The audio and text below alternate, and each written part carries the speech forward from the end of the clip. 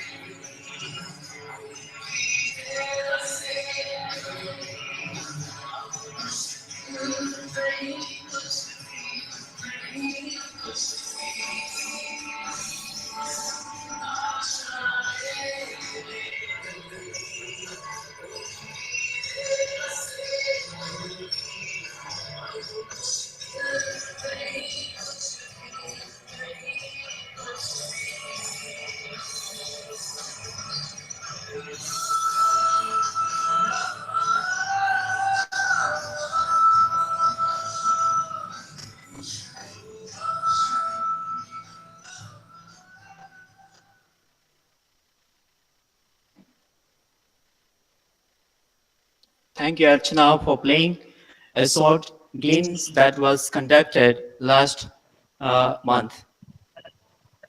Once again, I request all of you to enjoy the another video that is being created and presented by our sweet professor, Dr. Mr.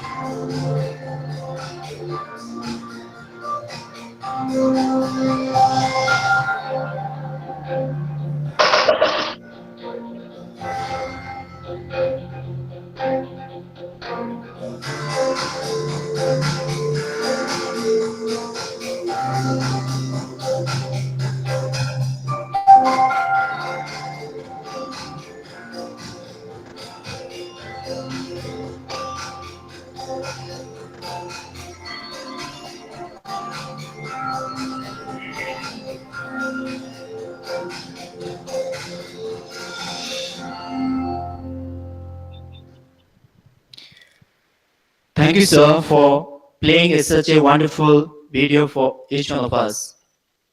It is said, education is the passport to the future career, for tomorrow belongs to those who prepare for it today.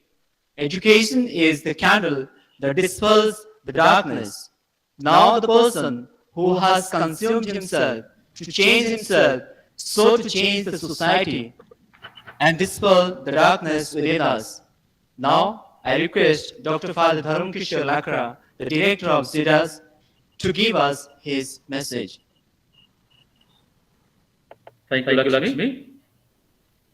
Thank you, Father. Respected Chief Guest Dr. Father Oscar S. SA, the principal of Loyola College, Hunpuri, Chhattisgarh, the keynote speaker, Ms. Trisha Gulati, Chief Human Resource Officer, Pure Cause Eco Lifestyle Private Limited, Mumbai, our alumni guest, and I just said keynote speaker, Dr. Jogendra Pathak, Zida's faculty, Rural Management, management team, students, esteemed participants online elsewhere. A very pleasant morning and greetings to you all, and a hearty welcome for the HR Management webinar series. In a way, COVID-19 pandemic has brought a blessing in disguise, and we have found an online system to relate with each other far and wide, which would not have been possible on offline mode. HR management is an interesting topic, and all of us look at it from different perspectives and our own organizational perspectives. The world order is changing dramatically and is in the process of complete transformation. The impossible things of yesterdays have become possible today, and the impossible things of today will become possible tomorrow. That is why it is said that change is the only permanent aspect of nature. Managing people, that is human resources, in the present context is not an inviable task, as it is caught up with many challenges, as we have heard from our previous speakers too. The concept of self-sufficient nations is losing importance, and the concept of global village is emerging.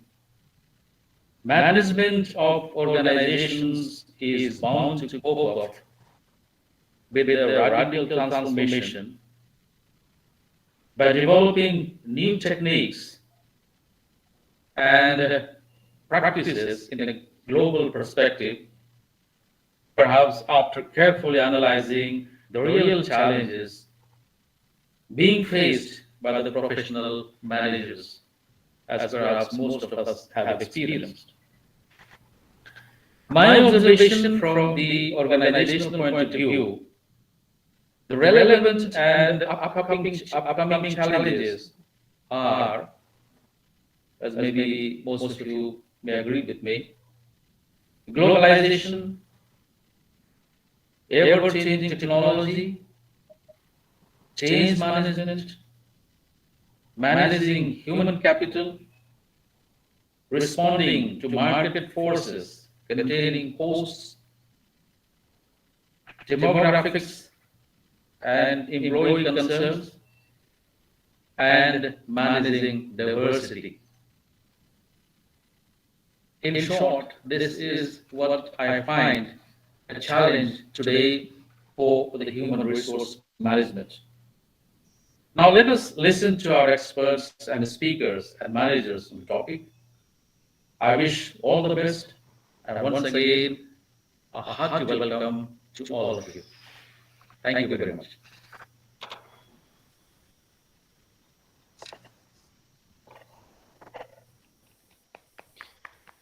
Thank you, Father. Thank you so much for the words of wisdom and knowledge. We feel so honored and privileged to have you amongst us. Now, I would like to invite Anjali Kumari to introduce the chief guest and the keynote speaker of the day.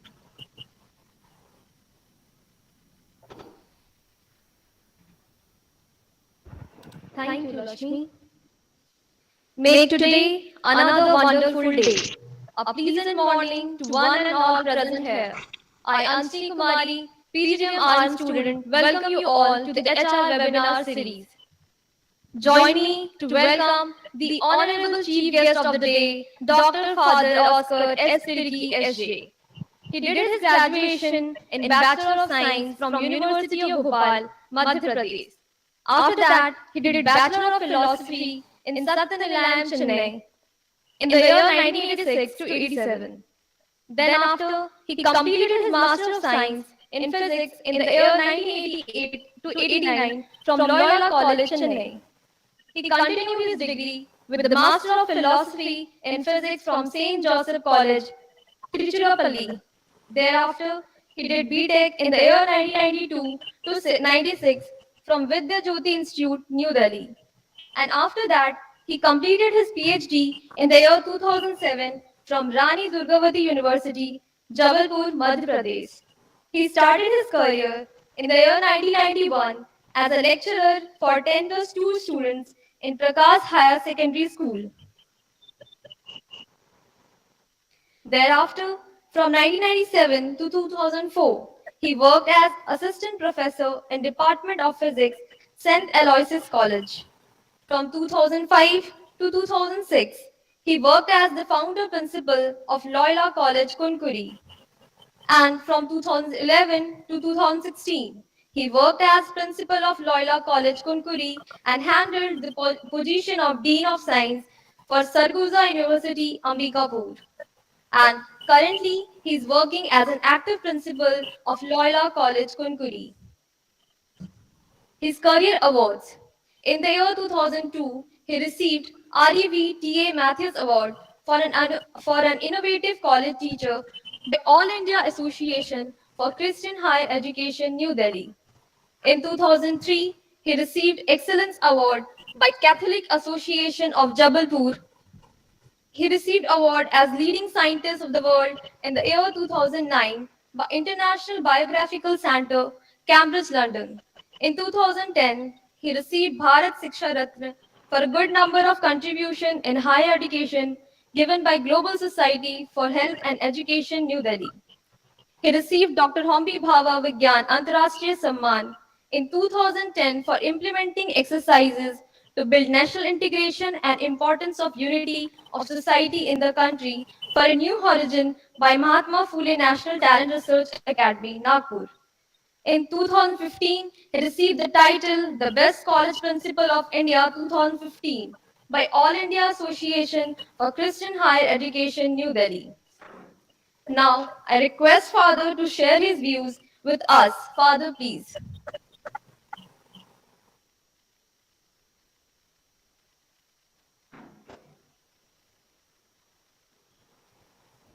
Hello, Oscar, can you unmute your mic? It was the unmute from that side. Okay, so thank you very much. Especially, I feel privileged that you have invited me as a chief guest of this esteemed institutions. Now we are having webinar. The topic of webinar, as it is given, HRM, opportunities and challenges. When I think of HRM, I can divide it into two parts. First is that website-based HRM, and second, professionality-based HRM. I am audible now? Am I audible? Am I audible? Yes, you are. Okay. So in the modern world, we can say that modern trend is inclined towards website-based HRM, be it a recruitment or career development or personnel administration. Everywhere we see that website-based HRM is more popular. If you consider higher education like colleges or management institutions like VIDAS, so from the start, like advertisement of the institution as you are doing in the screen also, but it is in your website also. So that is done through website, then admission. We see that admission portal is there through university admission portal. We admit with students. The verification of the students and admission of the students is done through website. Also, scholarship fee payments are done through website. Examinations are conducted, especially during this corona. Everything was done through website online. If we speak of ISA, all India survey of higher education, that is done through website. Then National Accreditation and Assessment Council inspection is also done through website. So I just want to say that the importance of the website-based HRM has taken a much higher platform than the professionality-based HRM. Again, as we were speaking in the beginning, that in the entire country, recruitment is done through website, then career development training is done through website. Research also, it has made very easy because through website we can collect the data through technologies. It is much faster and all. So now I just want to say that then what are the opportunities it has given to us? First of all, it has increased the employment. It has increased the employment. Tata alone gives 30,000 IT workers, rather it recruits 30,000 IT workers every year. And if you take all the different industries and all those things, maybe more than crore IT workers are recruited every year in India. And similarly, we know that it creates self-employment. We see every corner there are computer centers, service centers, etc. And also we see that almost in every institution there is a computer instructor. That means it has created jobs. And it has made things very easy. It has made things faster. It has made things more scientific and also effective. So these are the opportunities that we have got. But also there is also challenges which we face because of this website or internet-based HRM. That is, first one is that effectivity has decreased. Effectiveness has increased, but effectivity has decreased. And human touch is missing in this type of HRM. Human touch is missing. And people, it has made mechanical. It has made people mechanical, more machine-oriented. And people have lost their self-confidence of doing things without internet or machine. So these are the few challenges that we have. So our challenge is how to compromise these two values or two types of HRM, which is one is as I said website based, another one I said professionality based. So we have to compromise, and I think that is the work we does. So okay, then thank you very much for giving me this opportunity. I am very happy to be here as a part of this webinar, and you have honored me as making me a chief guest. Thanks a lot.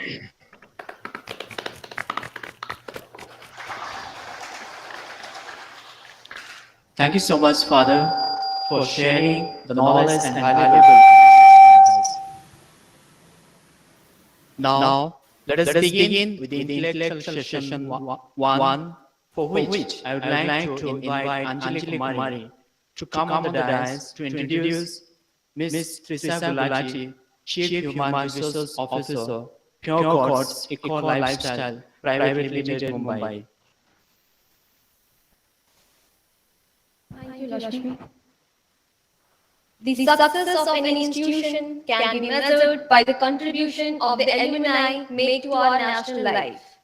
So I'm glad to introduce the certified professional and the gold medalist in the human resource, Ms. Trisha Gulati ma'am. She did her graduation in Bachelor of Business Administration, that is what, BBA, in the year 2009 from Sophia College, Ajmer.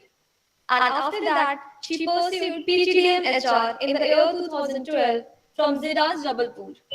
After her PGDM, she started her career in Indian Institute of Learning and Development, Mumbai, as a senior manager. Thereafter, she joined Nirav Modi Diamonds as a global senior manager. The chain of success does not stop here. Then she worked as a HR head in the Imaginarium India Private Limited, and currently she is the Chief Human Resource Pure Cottage Eco Lifestyle. Now I request our keynote speaker to share her experiences with us. Ma'am, please.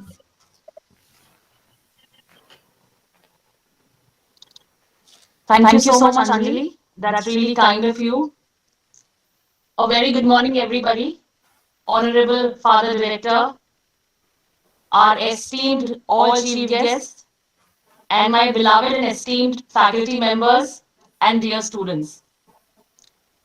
I feel very proud and honored today to be, sitting virtually in front of you all, seeing my faculty members who have groomed me so much. I stand here today, all it's because of them, because they have taught me like that. And it's virtually really good to be back and addressing all the young minds like you on behalf of the Jas family. But all it started 12 years back. So when I see you guys sitting there, all young brains, young students, I really feel good because 12 years back, I was sitting there and trying to figure it out, a little nervous, being anxious, what will happen to my career, if I'm making a right choice or not. The subjects that we are choosing, will we be able to make it or not? So there are a lot of doubts that come to your mind when you are just on the plethora of starting something new. So, if today you all are facing such kind of anxiety, nervousness about choosing the careers or how would your future life look like, so it's pretty normal. Anxiety and nervousness are pretty good symbols that you are at least focused and serious about your careers. So that's a good sign. I'm really happy to be here. Well, as I mentioned, when 12 years back we had, joined this institution, and when I had entered the college, the college is something which is boarding. Of course, you all know it. You don't have your parents to fall back to. Okay, so you can't crib about things. You have altogether a new family here. Your roommates, your colleagues are your, family, new family. The best thing is, teachers you would never imagine. Inside the classrooms, they are really strict, prim, proper. They want you to groom, develop. But just outside the classroom, they are your parents, they are your family members. So not even a single day went by in Zidas where we actually missed our parents, because we had, not just one parent, but the entire gamut and a huge family. So the kind of experience that we had here, in terms of the best of faculty members, the mentorship, the learning environment that we got, and most probably the amazing days that we spent in the boarding. So, not just classroom studies, but sometimes I believe a lot of curriculum things, the way you learn how to independently lead your life, take decisions, is all a part when you grow in an institution like this. And trust me, carrying a badge of Xavier's in itself is a huge responsibility. So in any organization that you go, or you talk in forums, and when people get to know you are a Xavier's badge, then it's a huge legacy that you carry along. So trust me, people, all those lucky ones who have got through with us, have our badge owners for the Xavier's tag. You must keep it up and take the institution's name ahead. Talking about the HR fraternity, yes. Now, a couple of people would have doubts, why HR, why not HR? Okay, so let me just begin. For me, Since 12th standard, I was very confident that I would want to be an HR professional. So from soul and heart, I am an HR person. And when I came to Xavier's, we had an opportunity, like we had a kind of a option to take up dual specialization as well. And I still remember we used to discuss in the hostel rooms, should we take it dual specialization or core, or what if how the market behaves? Sometimes there is recession, sometimes there is pops and perks. And what do we do if we don't get into one stream? So at least we have the other stream back. But for me, it was very clear, if my passion HR doesn't happen, then of course there's no point leading a career which is not something that interests me. So either HR or nothing. And that is why I chose core HR as my specialization in Zilas. And today I'm happy that I did so. So, if you talk about corporates, there will be a lot of things that people talk about. There are different perspectives in corporates, what exactly HR is. Okay. For some people, HR is about hiring right people, recruitment. For some people, it's about policy making. For some people, it's compensation, benefits. And a lot of time you must be hearing jokes across HR that the role of an HR is to make rangoli. Okay. But trust me, in a decade of experience, I have never made rangoli. So you can definitely consider it like a joke and not take it seriously. But to me, HR is of course recruitment, compensation, benefits, policy making, driving forces. But above it, the sole purpose of HR is to drive the business and build capability within the organization. I understand a lot of you are freshers, and a couple of you have joined on board. So let me just give you a quick example of what I mean exactly by capacity building.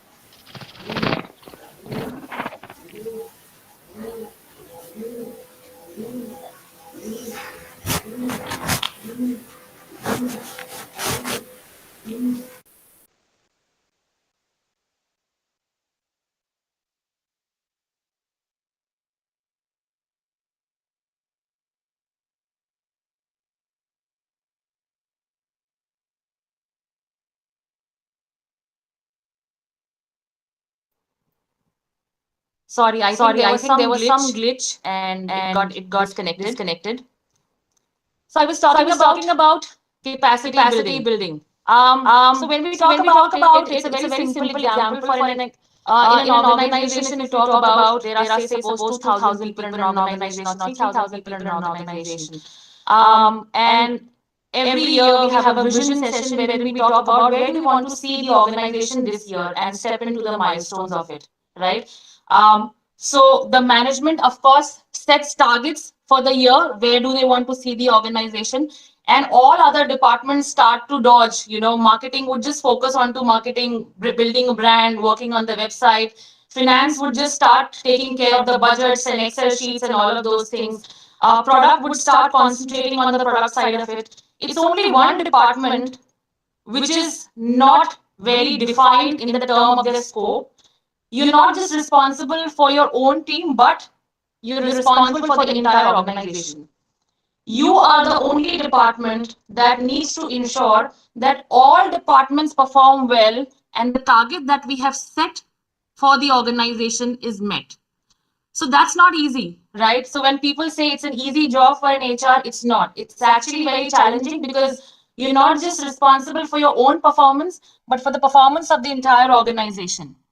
And at that point in time, do you think if people in the organization are not capable to meet the target set, would you be replacing all 2,000 people or 3,000 people?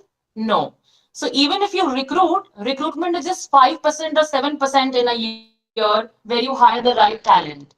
95% of the workforce, you need to work on developing them, building the capacity in a way, grooming them, working out with them, ensuring that 95% is the major workforce helps in achieving the targets. And that 5% recruitment that we talk about is just the initial phase, stepping stone, and all of those things. So HR's job is definitely not easy. When we say HR has an entire employee life cycle to take care of, it begins from the first day when there is a vacancy in an organization. So from there, HR starts to churn. How would I bring in the candidates? Where is the talent pool? How do I get the best people on board? How should I interview them? Generally, I always been conducting interviews for so long. I've always seen first 35 minutes of an interview, a candidate is always prepared. Okay, so it's only after 35 minutes, if the interview extends, then you get to gauge the candidate really well. So the challenges begin from there for an HR to prepare the best sort of assessments, conduct interviews that are challenging enough and competent enough to have the best resource on pool across the globe. Sometimes you have domestic hirings, sometimes you have international hirings, and it begins from there. The HR's job is not over, once the employee is onboarded, because I believe the initial 90 days a person gets into the organization are critical 90. Why do I say so? Is because a candidate is new in the organization, not gelled well with the culture. The company is new. Not a lot of people will have time to, explain it to them how the things move around, how the organization functions, who all are the people whom you have to collaborate with, what's going to be your job profile, all those things, what's going to be your targets, how will you meet them. So, initial 90 days, the HR needs to handhold all the new joinees and ensure that they feel comforted in an organization. They feel wanted. They understand their job role well, because, if they don't understand it really well, they might leave. And that's why we have seen a lot of people initially leaving the job roles in next, 2 to 3 months. So this is very important when you have incurred a lot of cost in terms of hiring, training them, inducting them. If they don't stay for that long, that means the entire cost, time, and effort is being wasted. And finally, there are the topic that I was talking about, capability building. So these are ongoing activities which we do through a lot of training programs, conducting development centers, preparing assessments on board, because every department has different sort of skill sets that they need in order to grow, and assessing them on a quarterly basis and ensuring people are mapped really well to not they are rooted to what the vision of the organization is, and how do they contribute their sumptuous amount is the right way of assessing the talent. Performance appraisals. So appraisals is that part of the year where employees are excited because they're getting it, and management thinks that probably there's a gap, and in between there is a bridge called HR, right? I have learned something in college Zidas. Okay, one of my faculty members used to always tell me that, Trisha, HR is neither white nor black. It has to be always gray. If it is white or black, then things don't work. And at that point in time, I used to think every time that why ma'am tells me all of these things, what does exactly it means? When I entered in corporate, I understand white and black are two sides of an organization. One is the management and one is the employees. HR is gray, that means it's the third part of the triangle which has to be neutral. So in a triangle, if you see, if there are only two sides to it, it will be a straight line. And that is why you need a third point so that it binds into a triangle and organization stands sturdily, stepping up and taking things to the vision. And that is why the third point is the HR team. So all of those things are really essential, and definitely every day. So unfortunately, it's like when you are handling a machine, and say suppose the machine breaks down. So you always have a machine manual along which says you press these 5 buttons, you tighten up these 3 screws, and the machine is good to go. Unfortunately, with human beings, there is no manual found. Every human being is different, and a very different way to handle. Psychologies are different. So yes, if you have to sum up and think about it, that HR only has couple of challenges, or probably an easy way to go. HR is an opportunity and a challenge every day. Now it depends on you which would pick? If you pick a challenge and prove to get a solution out of it, you are doing it really well. But if you leave it like a challenge, then you're not doing justification to an HR's position. So yes, there are a lot of thoughts and progressions that you need to know. And honestly, the world of corporates really lacks a lot of good HRs. A lot of people confine their role to certain gamuts and operational sides of HR, but corporates badly need strategic HRs, business HRs who could understand the business needs and help build teams accordingly and take organizations ahead. So we here alone can't do a lot of things. Okay, I look forward to students, young students sitting here, prospectives who are planning to apply into institutions like this, learn, take up these 2 years really seriously, because they are going to either make you or break you. So don't lose heart.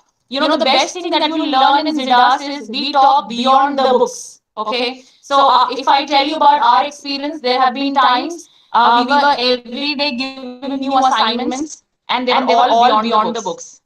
And that point of time, we used to think that how do we get new creative ideas on board?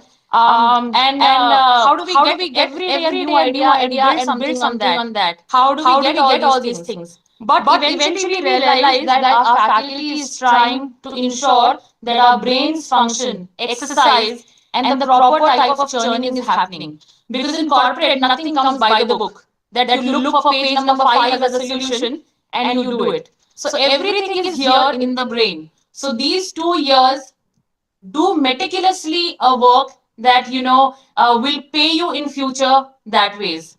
So just take it very in a very positive way. Whatever is being taught to you, take things well. Also I would say, beyond everything, like beyond going for an institution, beyond books, there is a willingness in yourself that will take you somewhere. So if you feel that you'll be able to make it and you're ready to take up challenges, lead things, then you can rule it the king or queen's way.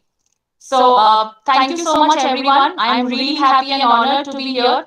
And later, if any students have any questions regarding corporate or something, I'll be really happy to address that also. Thank you so much.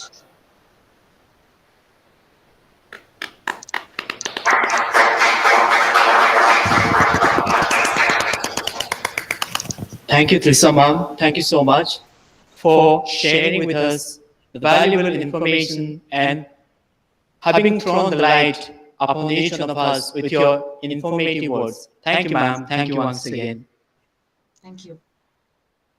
Now, for the continuance of our intellectual session two, I would like to call upon Anjali to introduce Dr. Jogendra Pathak, HOD Rural Management and Ecology, the faculty of the house.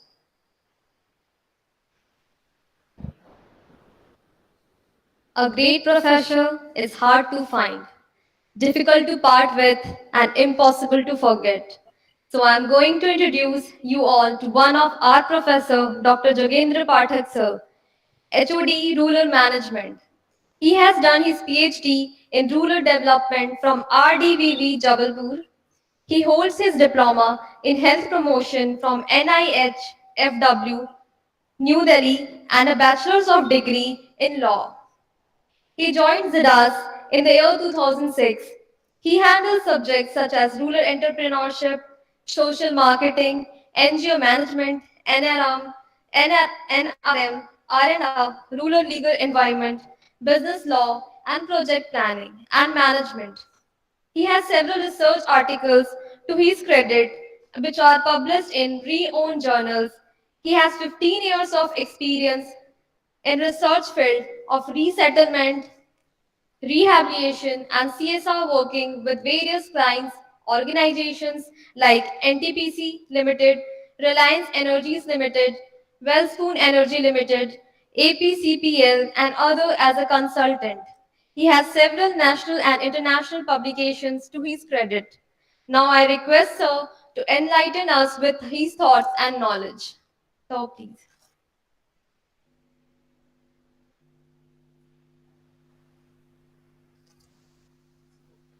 Morning, dear all.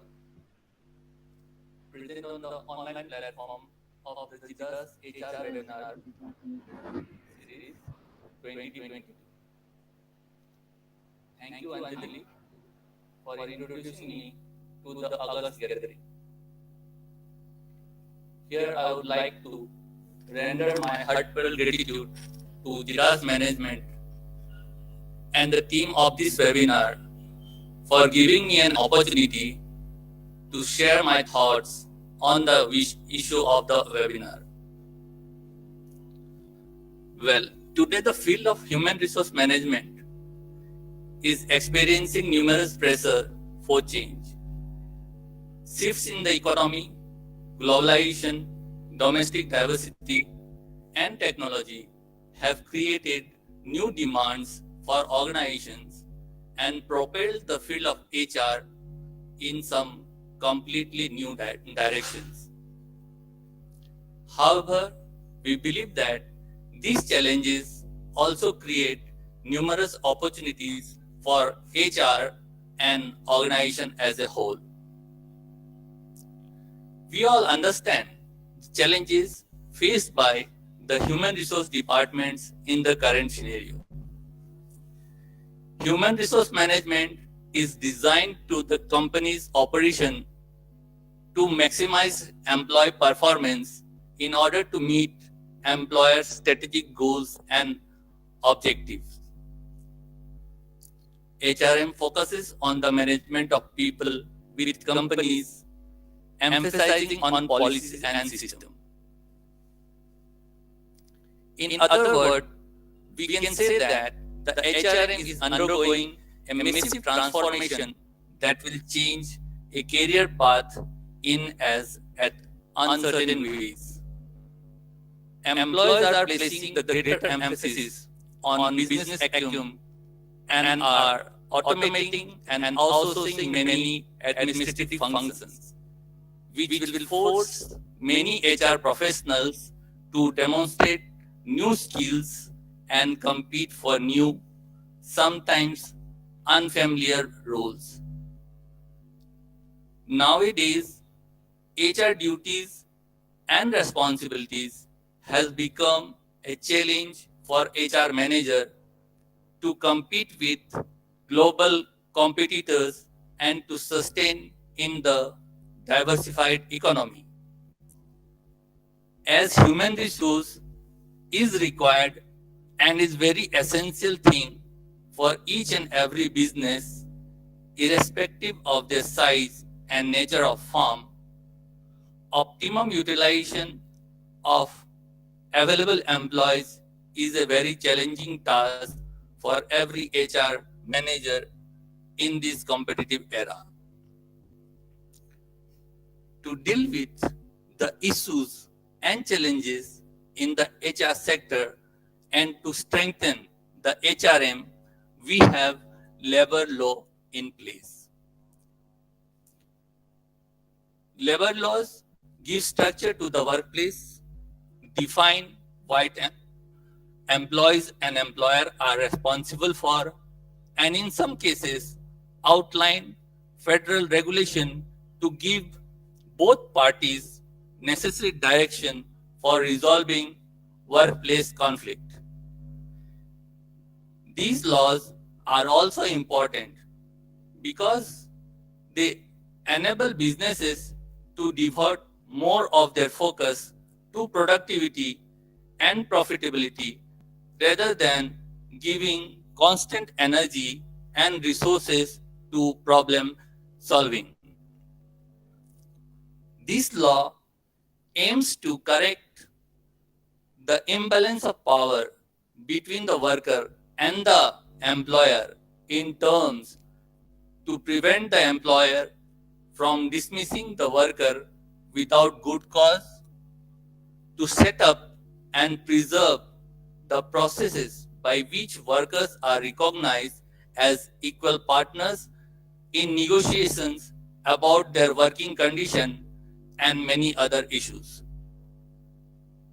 Hence, it can be said that labor laws act as the backbone of human resource management. It fights for the rights of the employees and the laborers working with the company. Thus, it can be said that without the engagement of labor law, there is no human resource management. This law is designed to empower as well as protect worker. They ensure that employer-employee relations are monitored, allowing both parties to held accountable for their actions. There is a saying that avoidance of law is not considered in the court of law. It means that everyone should know the law of the residing country. Any kind of avoidance of law is not accepted by the court. A person cannot claim out of illiteracy or ignorance that he or she doesn't know the law. So, in a nutshell, we can say that there is no validity for the human resource management without avoiding the labor laws. I would like to conclude by stating that as majority of the human resources of our country is available in rural areas and works in the agriculture sector, which is considered to be an unorganized sector, and in this sector, labor law is not applicable. This section of human resources relies on the mercy of the moneylenders and the landlords. Hence, steps should be taken to protect such human resources of the country with adequate policy so that they are empowered and can think for their self-development. Thank you all for patience listening.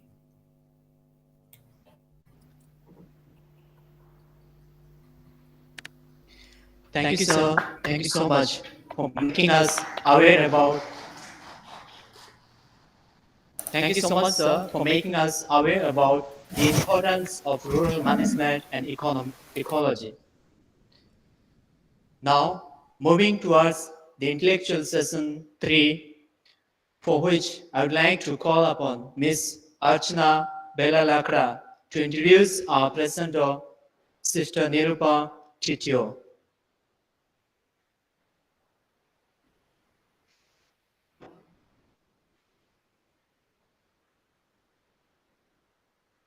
Thank you, Lakshmi.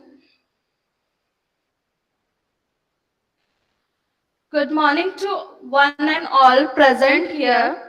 Now I would like to introduce our first presenter, Sister Nirupa Tithio. She is from Jharkhand, studied in St. Mark's High School, Banabili. After finishing intermediate in 2011, she joined the congregation of the Sister of the Sacred Heart in Patna. She has done her graduation from Magad University, Bodh Gaya, Bihar in Hindi honors. After spending 10 years in the congregation, now she is pursuing PGDM in rural management from Zidas, Jabalpur. Now I invite Sister to present her presentation.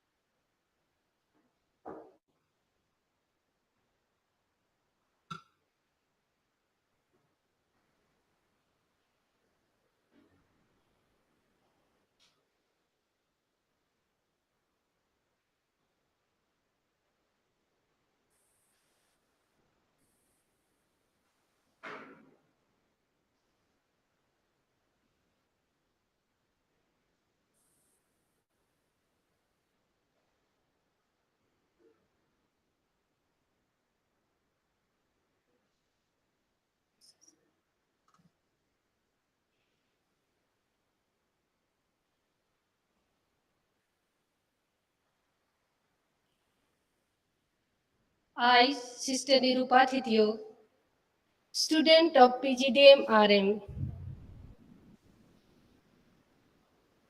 Speaking on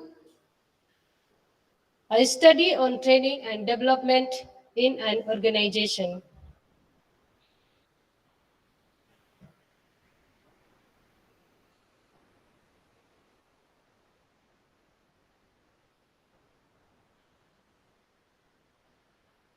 Training and development.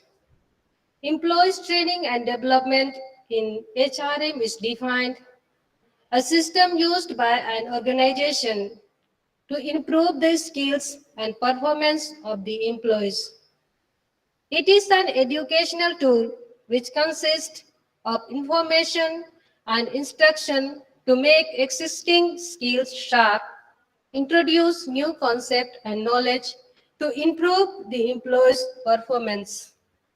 An effective training and development initiative based on training needs analysis helps the company to enhance the skills of working manpower and improve productivity.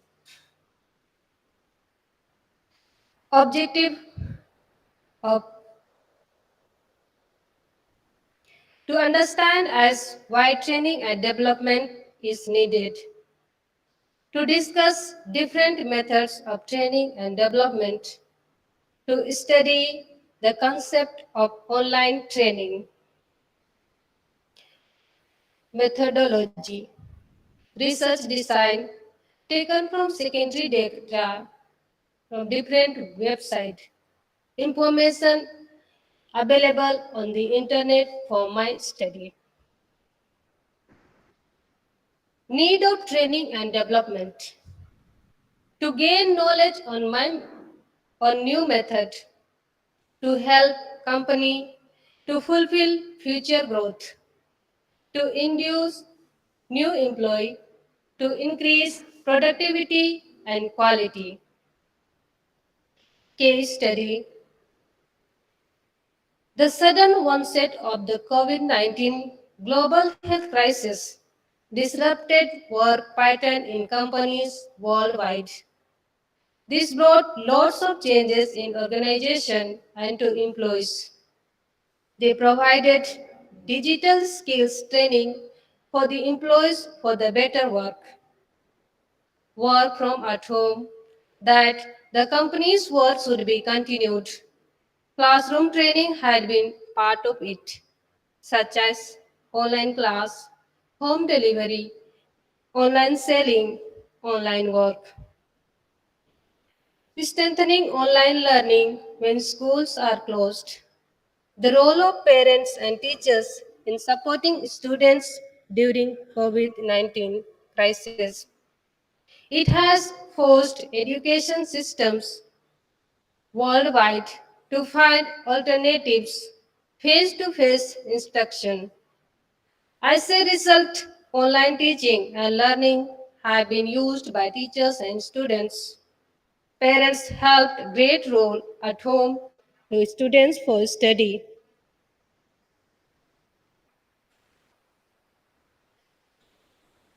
Methods of training and development. Game-based training, internship, job rotation, job shadowing, lecture, program instruction. Game-based training. Game-based training is interactive, using active learning to help employees learning faster by showing videos and making them into interactive games. This method force, forces user to stay actively engaged with course content. It can be a real life setting. Internship. This program is organized to different places. The organization should send the employees for better knowledge. Job rotation. Job rotation is the systematic movement of employees from one job to another within the organization to achieve various human resources objectives. Job rotation is very important when it comes to breaking monotonous and straight, stressful schedule for employees. Employees can be rotate in different roles and positions to make sure that they are not stuck in the same kinds of tasks and roles. Job shadowing. Job shadowing refers to the job learning process in which a new employees observe and follow the skilled professional. Lecture. Classroom methods or lecture is well known to train managerial level employees in organization. Program instruction.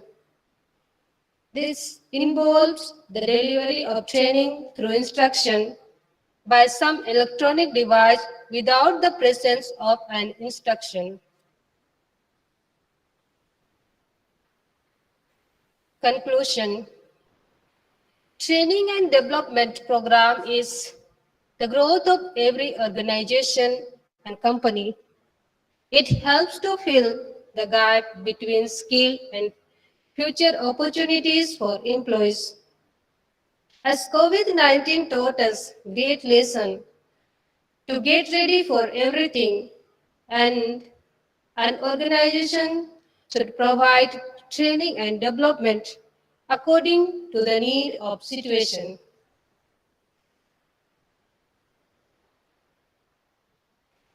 This reference taken from the different websites and internet. Thank you.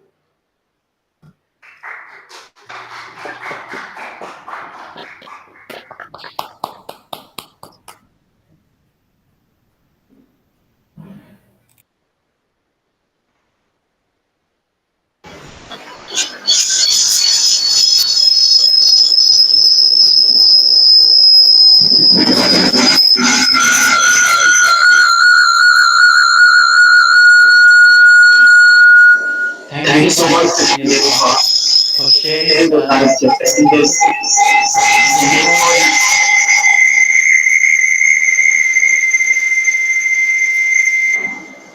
Thank you, Thank you so Mr. much, Mr. Nirupa, Nirupa, for for sharing sharing with with us us your your opinion opinion on the importance of training and development. Now, I would like to call Mr. Abhishek back to introduce our next presenter, Ms. Romi Kujul.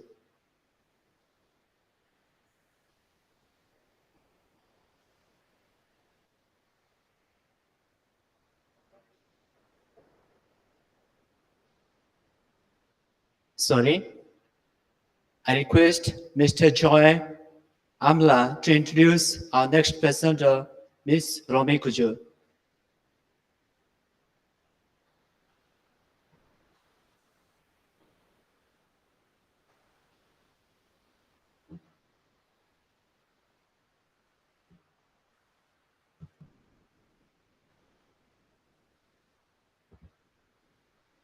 Thank you, Lakshmi. Good morning, everyone. Now I would like to call our next presenter, Miss Romi Khaju. She was born in Asansol, West Bengal, brought up in Ranchi, Jharkhand. She completed her schooling from Lorito Convent, Ranchi, and her graduation in BA Political Science from Xavier College, Ranchi, and currently pursuing her PGDM from Zidas Jabalpur. And now I'm inviting Romi to continue further.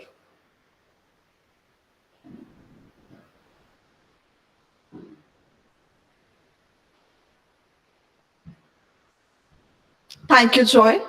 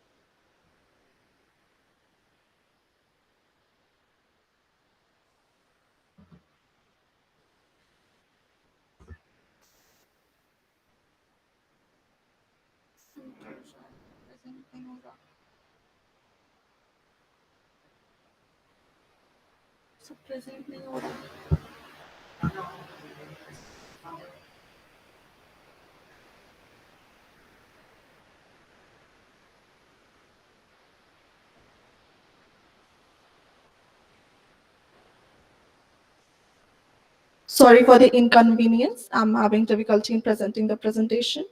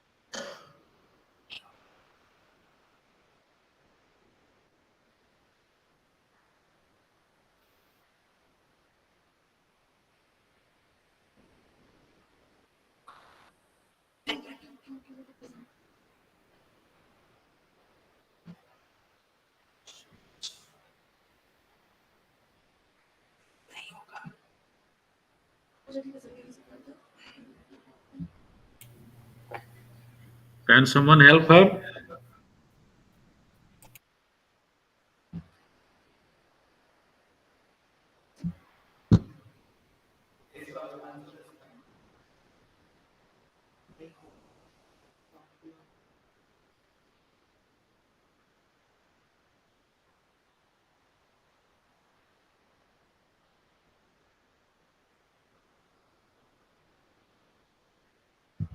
Good morning, everyone. My name is Romi Kujur, and my topic for presentation is a study on communication strategy and an organization.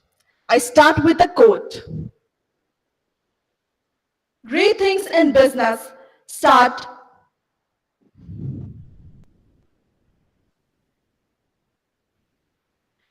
Great things in business are never done by one person. They are done by a team of people. That is where communication plays its role. Communication is a vital management component to an organization. We all know that communication is fundamental for the existence and survival of humans, as well as to an organization. It is the process of creating and sharing of ideas, information, views, facts, feelings amongst the people to reach a common understanding. Communication helps people to understand, removing misunderstandings, creating clarity of thoughts and expressions. It is the responsibility of HR which needs to be achieved without communication to employees. If there is a change in management or any change in organization, it is to be communicated to the employees, because without communication to employees, that particular change cannot be implemented. As employees are the last one to implement that particular change. The communication process involves a sender, transmission of message to a selected channel of medium, and a receiver, although the process of communication is more than these elements. My objective of study are to understand the strategies of communication in organization, to discuss the errors of communication, and to discuss why communication is important. My research methodology is based on explanatory research. I have taken a study on existing literature, and three articles I have included for constructing the study, which are from internet sources and websites.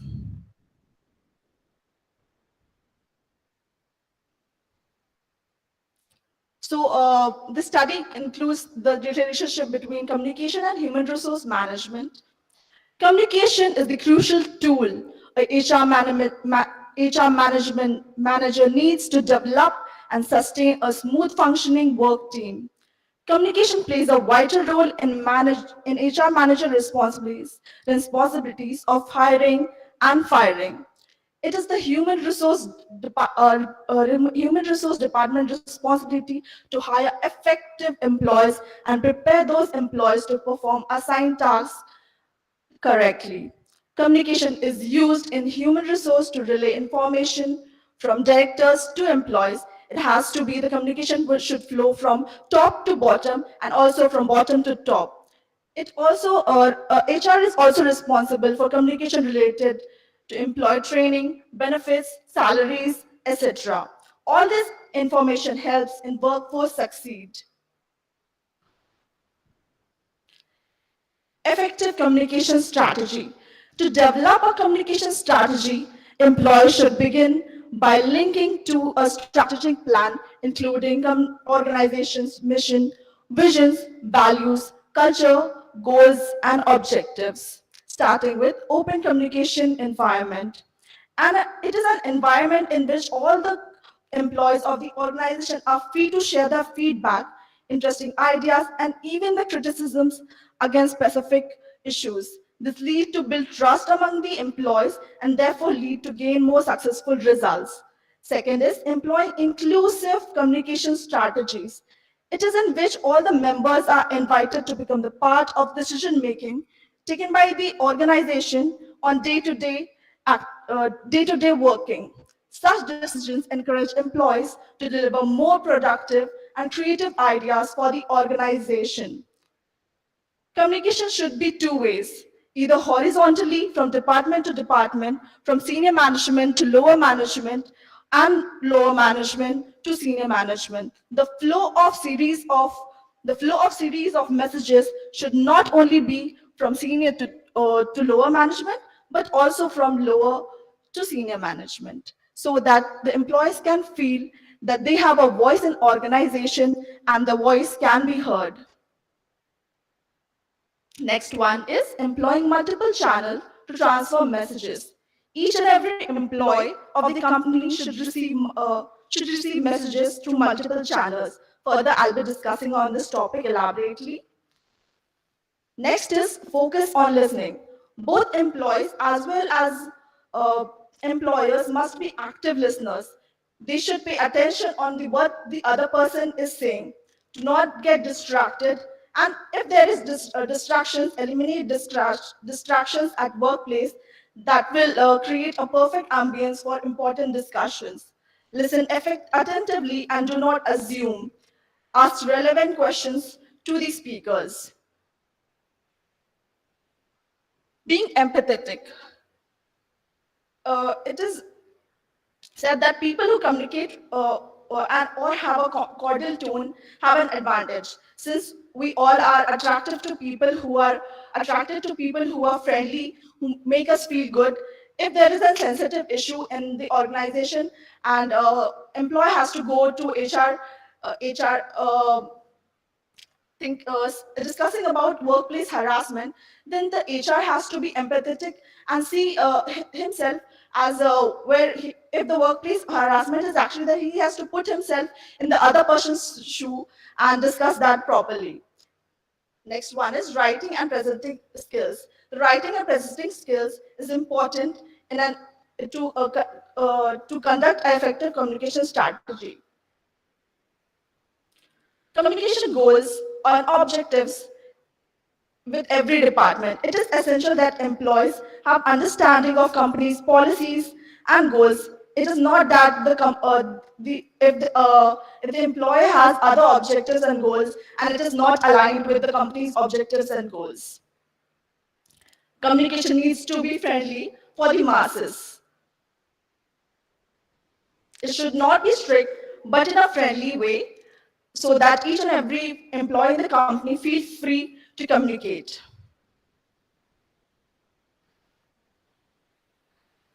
Next topics. Next topic is medium of communication in an organization. Camera is not on.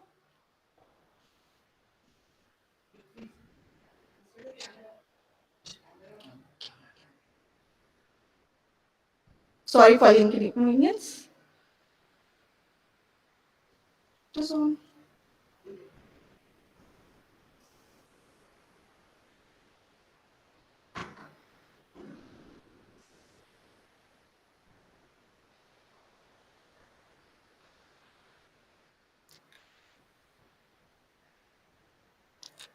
Medium of communication in an organization. One of the major challenges in developing and executing communication plan is to select the best medium of communication for delivering any message given or any information to be shared to and from employees. The first one is handbook. Employee handbook is used to communicate standard operating procedure, guidelines, and policies. It is used to communicate vision, mission, values of the organization. Most of the handbooks, employee handbooks, are in printed form, but nowadays organizations are moving towards electronic format, which is easy to update, documentation, and for reviewing. Town hall meetings are an option to gather employees to share news, celebrate success, or communicate companies' wide information that affects all the employees. These are effective when people are physically located in one geographic area. Alternatively, it can also be held when people are located in different locations are widely dispersed in widely dispersed geographical areas, but it can be held through webinars as we are now and through teleconferences. Next one is email. It is the easiest, fastest, and most common way to reach employees. There are some drawbacks of emails, which happens to be that whatever may be intended in that message may not seem so as it is intended. The next one is face-to-face meetings.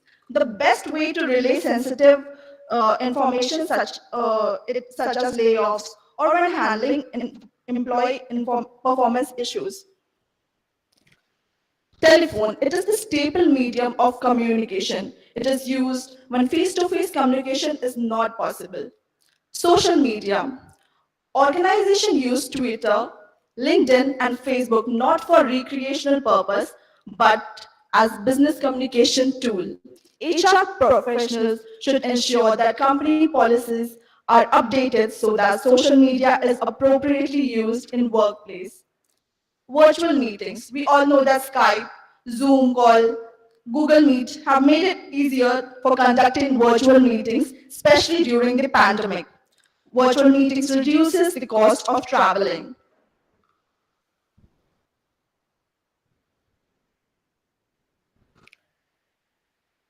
On implementing communication strategies, there can be some errors of communication. The first one is lack of goals and objectives. No clear goals before communicating is a recipe to disaster. Information load. Bombarding staff constantly with information can be counterproductive. If there is too much content shared with the employees, they will have no time to read it. Not asking and getting feedback. Communication, as said it before, that has to be two ways. It has to be sent to the right person and in a right way, and we also have to check if the person has received the message. Using outdated technologies. There is a no to paper-based communication channels such as memos and printed newsletters. Next one is lack of interaction between team members. Lack of interaction between team members can lead to assumptions and unproductive results. There are many ways people make mistakes when communicating. Overreacting and not responding appropriately may lead to arguments, gossips, and might lead to tension for some.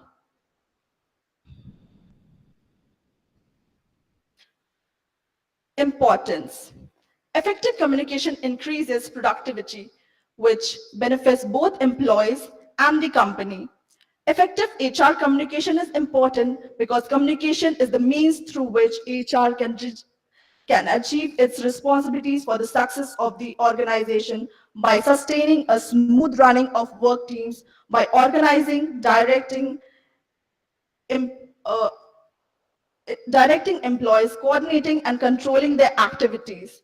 Communication helps in establishment and circulation of relevant information.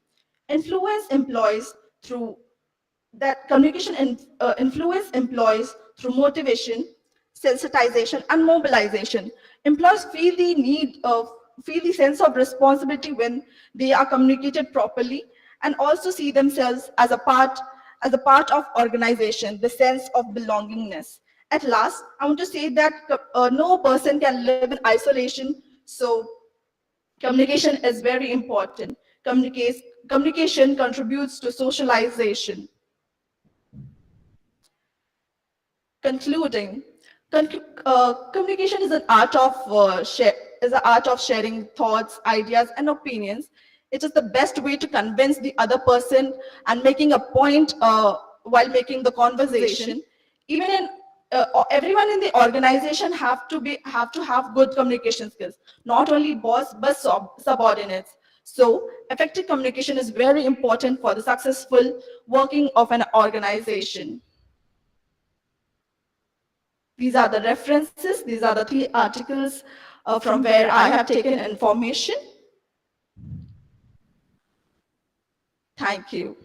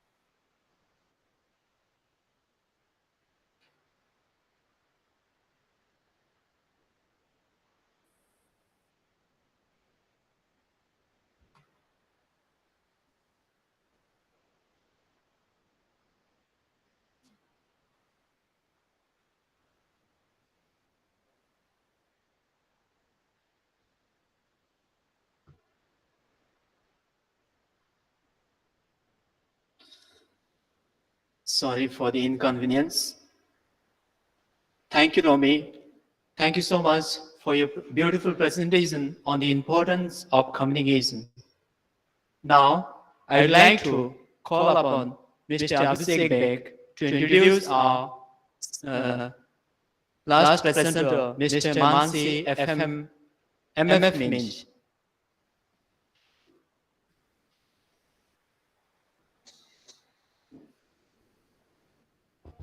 Thank you, Lakshmi.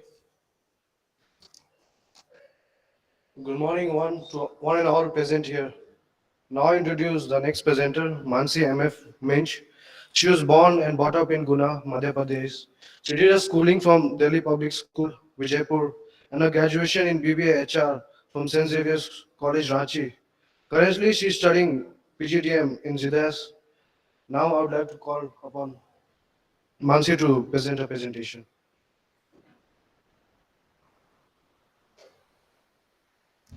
Thank you, Abhishek.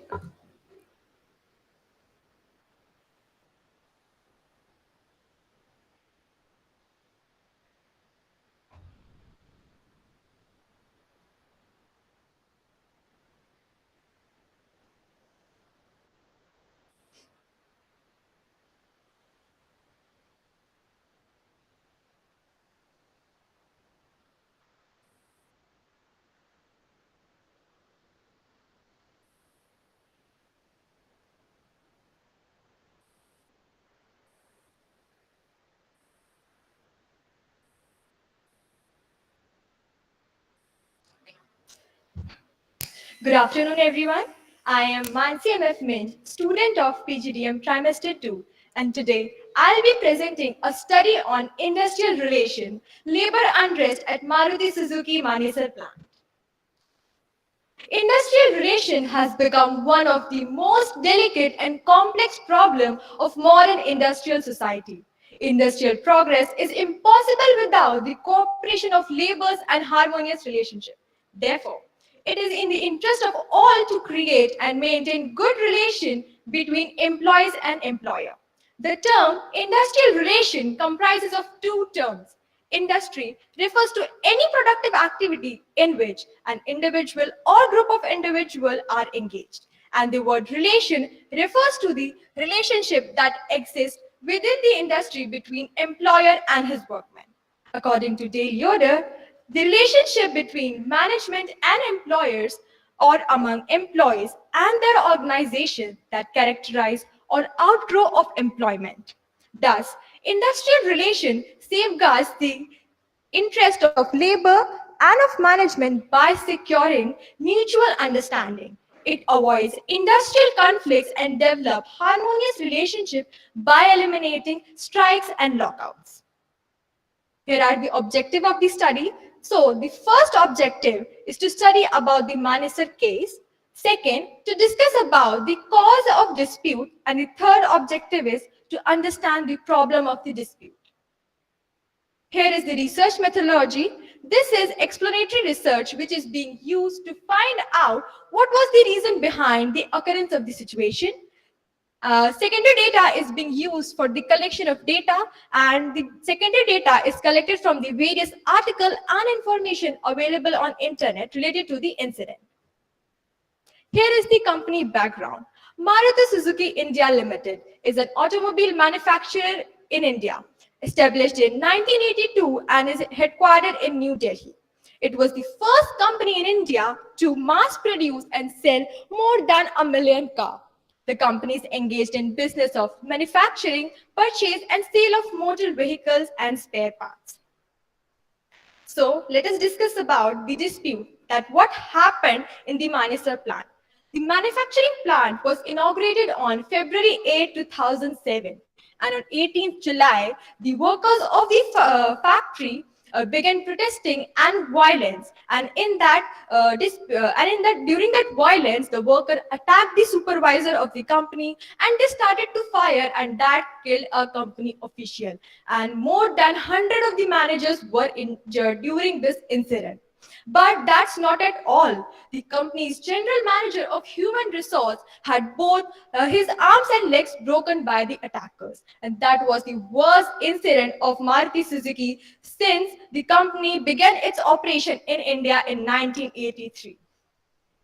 Here are the pictures of the incident. So from these pictures, we can clearly understand the impact of the dispute that occurred then. Causes of the disputes. So the first cause of the dispute is the workers' demand, increase in salary and